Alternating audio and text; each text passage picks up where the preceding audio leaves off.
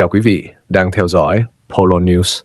Hôm nay, chúng tôi xin dành thời lượng chương trình để nhắc lại và phân tích cuộc đời, vai trò cũng như di sản chính trị xã hội của ông Koksar, một nhân vật có ảnh hưởng lớn đối với phong trào đấu tranh cho quyền lợi của người Thượng Tây Nguyên trong nhiều thập niên qua. Ông Koksar sinh năm 1945, là một người con của dân tộc Jarai, sinh ra và lớn lên tại vùng Tây Nguyên Việt Nam, cụ thể tại khu vực Buôn Broai, Chư Rêu, theo cách gọi địa phương. Tây Nguyên không chỉ là quê hương của ông mà còn là cội nguồn văn hóa, tinh thần và lý tưởng đấu tranh mà ông theo đuổi suốt cuộc đời. Xuất thân từ một cộng đồng bản địa lâu đời, Koksar sớm chứng kiến những biến động lớn về đất đai, xã hội và tôn giáo mà người Thượng phải đối mặt, đặc biệt sau năm 1975. Trong quá trình sống và hoạt động ở nước ngoài, ông Koksar đã trở thành chủ tịch của Montanar Foundation Inc., MFI, một tổ chức được thành lập tại Hoa Kỳ. Ban đầu, tổ chức này hình thành như một nhóm sinh viên và trí thức người Thượng tại các trường đại học, trong đó có sự gắn kết với môi trường học thuật tại Đại học Chicago, sau đó phát triển và đăng ký hoạt động chính thức tại Greensboro, bang North Carolina. Sứ mệnh mà Montanar Foundation tuyên bố ngay từ đầu là bảo tồn cuộc sống, quyền lợi, bản sắc văn hóa và quyền con người của các dân tộc thiểu số, vùng cao nguyên trung phần, Central Highlands, Montanars. Dưới sự lãnh đạo của Koksar, Montanar Foundation không chỉ là một tổ chức vận động cộng đồng, mà còn là một đầu mối kết nối giữa người Thượng trong nước với cộng đồng quốc tế. Ông đặc biệt nhấn mạnh đến các vấn đề cốt lõi như quyền sở hữu đất đai truyền thống, quyền tự do tôn giáo, quyền được sử dụng ngôn ngữ bản địa và quyền tự quyết về đời sống văn hóa xã hội của người dân Tây Nguyên. Theo quan điểm của ông, đất đai không đơn thuần là tài sản kinh tế, mà là linh hồn của cộng đồng, là nơi gắn liền với tổ tiên, tín ngưỡng và bản sắc của người Jarai, cũng như các dân tộc Thượng khác. Một trong những nội dung gây nhiều tranh cãi và cũng tạo nên dấu ấn của Koksar là việc ông đưa ra các bản đồ, tài liệu và luận điểm lịch sử nhằm khẳng định quyền đất đai truyền thống của người Thượng, đồng thời phản đối việc chính quyền Cộng sản Việt Nam thu hồi, tái phân bổ đất đai Tây Nguyên cho các dự án kinh tế, nông lâm trường quốc doanh và làn sóng di dân từ nơi khác đến. Những tài liệu này được ông sử dụng trong các buổi vận động quốc tế, gửi tới các tổ chức nhân quyền và các cơ quan lập pháp nước ngoài, nhằm kêu gọi sự chú ý của thế giới đối với tình trạng của người Thượng. Năm 1997, ông Koksar kêu gọi người dân trong nước đứng lên là bày tỏ nguyện vọng một cách tập thể, phản đối các chính sách mà ông cho là áp bức và bất công. Tuy nhiên, phong trào vào thời điểm đó không đạt được kết quả như mong muốn. Cuộc vận động bị đàn áp nhanh chóng, không tạo được làn sóng lớn, và theo nhiều nguồn tin, không có hy sinh nào được ghi nhận chính thức. Thất bại này là một cú đánh mạnh về tinh thần, nhưng không khiến Koksar từ bỏ con đường mà ông đã chọn. Trái lại, sau năm 1997, ông tiếp tục củng cố mạng lưới, thu thập thông tin, tài liệu và duy trì liên lạc với các cộng đồng người Thượng trong và ngoài nước. Ông tin rằng đấu tranh cho quyền lợi của người bản địa là một cuộc đấu tranh lâu dài, không thể chỉ dựa vào một sự kiện đơn lẻ. Chính trong giai đoạn này, Koksar đã xây dựng các danh sách, kế hoạch và định hướng chiến lược, sau đó chuyển giao và chia sẻ lại cho các thế hệ lãnh đạo tiếp theo của phong trào. Một trong những nhân vật được nhắc đến nhiều là ông Rahlan Lol, người sau này trở thành lãnh đạo của United Montanars Organization, UMO. Theo nhiều lời kể trong cộng đồng, Koksar đã đưa ra các danh sách, tài liệu và kinh nghiệm tổ chức, góp phần tạo nền tảng cho các cuộc vận động và biểu tình của người Thượng vào năm 2001 tại Tây Nguyên.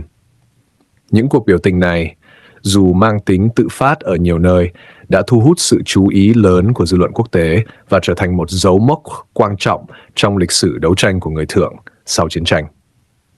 Các sự kiện năm 2011 cho thấy mức độ bất mãn sâu sắc của người dân trước tình trạng mất đất, nghèo đói và hạn chế tự do tôn giáo. Dù chính quyền Việt Nam mô tả các cuộc biểu tình này theo hướng tiêu cực, thì từ góc nhìn của những người ủng hộ Koksar, đây là tiếng kêu tuyệt vọng của một cộng đồng bị dồn ép trong thời gian dài. Vai trò của Koksar dù ở xa quê hương vẫn được xem là người truyền cảm hứng và định hướng tư tưởng cho phong trào. Ông Koksar qua đời vào ngày 9 tháng 1 2019, khép lại một cuộc đời gắn liền với tranh đấu, lưu vong và khát vọng công lý cho dân tộc mình. Sự ra đi của ông để lại nhiều cảm xúc trái chiều. Với người ủng hộ, ông là một biểu tượng của lòng kiên trì và tinh thần không khuất phục. Với người chỉ trích, ông là một nhân vật gây tranh cãi trong lịch sử chính trị đương đại của Tây Nguyên. Tuy nhiên, không thể phủ nhận rằng tên tuổi Koksar đã trở thành một phần không thể tách rời của câu chuyện về người Thượng và Tây Nguyên trong những thập niên cuối thế kỷ Phoenix, đầu thế kỷ Métis. Nhìn lại cuộc đời ông Koksar có thể thấy rõ một điều. Dù thành công hay thất bại, ông luôn tin rằng người Thượng có quyền được sống như người Thượng trên mảnh đất của tổ tiên mình, với văn hóa, tín ngưỡng và tiếng nói của chính mình. Di sản mà ông để lại không chỉ nằm ở tổ chức Montagnard Foundation hay các phong trào biểu tình, mà còn nằm trong ý thức cộng đồng, nơi mà câu hỏi về công lý, đất đai và nhân quyền của người Tây Nguyên vẫn còn nguyên giá trị cho đến ngày hôm nay. Juang ngại sát của ta từng có đây đấy từ nó chính yom của chúng ta này report IRM rồi đây thì covid đi begini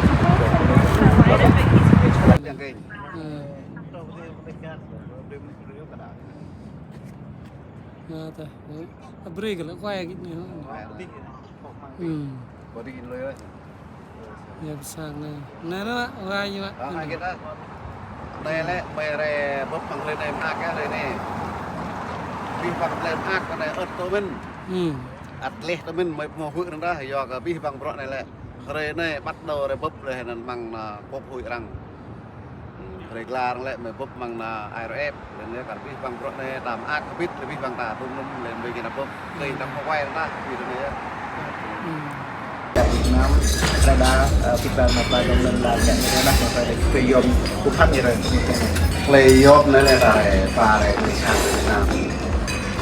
Việt Nam lại sạt nào nhưng bà có hút về kia này mùng này để prem ra nắp kia này đang càng thâu của bọn như thì sạt đấy nhà tí dọn là sạt về đạo là giờ chúng ta này càng nghe càng to chân về trong bọn này là càng báo cáo tí trung tình nhà sạt này thì càng nhiều cái thâu của những ạ nó ta này rồi phải đi luôn lần phải đi luôn khách gì Summit, International Religious Freedom Summit, here with the members of Devlin Clo and one from First Christian. People who are from the Montagnard community of Vietnam. We are so honored to be together and to do this important work, declaring that there needs to be a change in Vietnam and that the people in Vietnam need to know freedom. We also would like to see refugees allowed back in the United States and ways for refugees to get here so that they can find freedom too. So to all, we want a free world and we want better lives for everyone. Yes? Yeah. Thank you. này mà thường Okay. Polo News. Trong phần tiếp theo của chương trình hôm nay, chúng tôi xin trình bày về vai trò và con đường đấu tranh của ông Lol Rahlan, một nhân vật được nhiều người trong cộng đồng người Thượng Tây Nguyên xem là đã hy sinh cả cuộc đời mình cho mục tiêu đòi lại quyền sống, quyền đất đai và quyền tự do tôn giáo cho dân tộc bản địa. 1. Giai đoạn đấu tranh trong nước và các cuộc biểu tình năm 2001. Tiếp nối tinh thần đấu tranh của các thế hệ đi trước, ông Lol Rahlan đã đứng lên kêu gọi người dân Tây Nguyên đoàn kết, không sợ hãi, cùng nhau bày tỏ nguyện vọng chính đáng của mình. Theo nhiều lời kể trong cộng đồng, ông là một trong những người nắm giữ các danh sách, kế hoạch và thời điểm tổ chức biểu tình, đặc biệt là vào ngày 02/02/2001, một mốc thời gian được xem là lịch sử đối với phong trào người Thượng. Dưới sự kêu gọi và dẫn dắt của ông Lol Rahlan, hàng chục ngàn người dân đã xuống đường tại nhiều tỉnh Tây Nguyên như Pleiku, Gia Lai, Đắk Lắk, Lâm Đồng, Kon Tum và Đắk Nông. Riêng tại Pleiku, con số người tham gia biểu tình được ước tính lên đến khoảng 23.000 người, trong khi tại Đắk Lắk có khoảng 13.000 người. Đây không phải là những cuộc tụ tập nhỏ lẻ, mà là làn sóng phản kháng rộng lớn, thể hiện sự bức xúc, tích tụ lâu năm của người dân trước tình trạng mất đất, nghèo đói, đàn áp tôn giáo và sự bất công trong chính sách đối với người bản địa Tây Nguyên. Những người tham gia biểu tình không mang theo vũ khí, không kêu gọi bạo lực. Họ chỉ mang theo tiếng nói của mình, đòi hỏi được trả lại đất đai tổ tiên, được tôn trọng quyền con người và được sống đúng với bản sắc văn hóa, tín ngưỡng của mình. Tuy nhiên, các cuộc biểu tình này nhanh chóng bị trấn áp mạnh mẽ. Nhiều người bị bắt giữ, thẩm vấn, theo dõi. Nhiều gia đình sống trong lo sợ kéo dài sau đó. Riêng ông Lo Rahlan trở thành một trong những người bị truy bức gắt gao nhất. 2. Trốn sang Campuchia và con đường tị nạn quốc tế. Trước nguy cơ bị bắt giữ và đàn áp nghiêm trọng, vào tháng 5 năm 2001, ông Lo Rahlan buộc phải rời khỏi Việt Nam, vượt biên sang Campuchia để tìm đường sống và tiếp tục lên tiếng cho cộng đồng người Thượng. Tại đây, ông chính thức xin quy chế tị nạn chính trị, đồng thời kêu gọi Cao ủy Liên Hiệp Quốc về người tị nạn UNHCR can thiệp và bảo vệ cho người Thượng Tây Nguyên đang chạy trốn khỏi sự đàn áp. Chỉ trong vòng khoảng một tuần, hồ sơ của ông Lo Rahlan đã được xem xét và đáp ứng các tiêu chuẩn quốc tế về tị nạn. UNHCR công nhận ông là người tị nạn chính trị và ghi nhận vai trò của ông như một người đại diện, người lãnh đạo tinh thần của cộng đồng người Thượng Tây Nguyên. Sự công nhận này không chỉ mang ý nghĩa pháp lý mà còn là một sự xác nhận từ cộng đồng quốc tế rằng những gì đang xảy ra tại Tây Nguyên là một vấn đề nhân quyền nghiêm trọng, cần được quan tâm và theo dõi.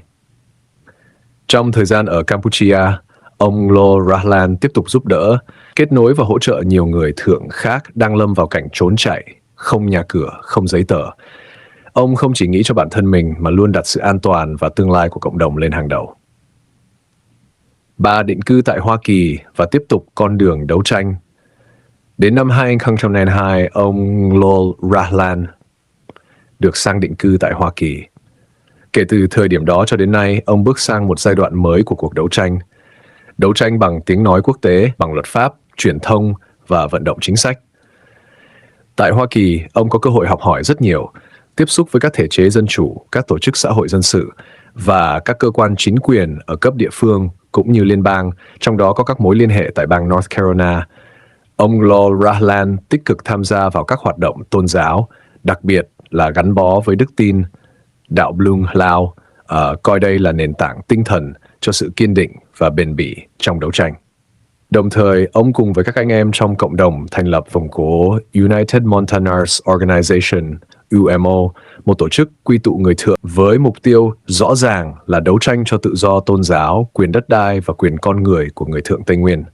Tại Hoa Kỳ, ông Lo Rahlan được cộng đồng tín nhiệm và thống nhất bầu làm chủ tịch UMO. Trên cương vị này, ông không ngừng lên tiếng trước các diễn đàn quốc tế, các tổ chức nhân quyền, các cơ quan truyền thông độc lập, nhằm phơi bày thực trạng mà người Thượng đang phải đối mặt trong nước. Ông luôn nhấn mạnh rằng cuộc đấu tranh này không nhằm chia rẽ hay thù hận, mà nhằm tìm kiếm công lý, sự tôn trọng và hòa bình thực sự. 4. Lời kêu gọi đoàn kết và không bỏ cuộc. Trong nhiều bài phát biểu và thông điệp gửi tới cộng đồng người Thượng ở khắp nơi trên thế giới, ông Lo Rahlan luôn nhắc nhở anh em hãy xem xét kỹ lưỡng, phân biệt rõ ai là người thật sự đấu tranh vì dân tộc, ai lợi dụng danh nghĩa Tây Nguyên cho mục đích cá nhân. Ông kêu gọi sự đoàn kết, tỉnh táo và kiên trì, bởi chỉ khi cộng đồng đứng chung một hàng ngũ thì tiếng nói mới có sức nặng. Dù phải sống lưu vong xa quê hương, ông Lo Rahlan nhiều lần khẳng định rằng ông sẽ không bao giờ từ bỏ cuộc đấu tranh. Đối với ông, đó không chỉ là cuộc đối đầu với chính quyền Cộng sản Việt Nam, mà là cuộc đấu tranh để bảo vệ phẩm giá, bản sắc và tương lai của các thế hệ người Thượng mai sau. Con đường này có thể dài, có thể nhiều hy sinh, nhưng theo ông, đó là con đường bắt buộc phải đi nếu người Thượng muốn được tồn tại và được tôn trọng như những con người tự do trên chính mảnh đất của tổ tiên mình.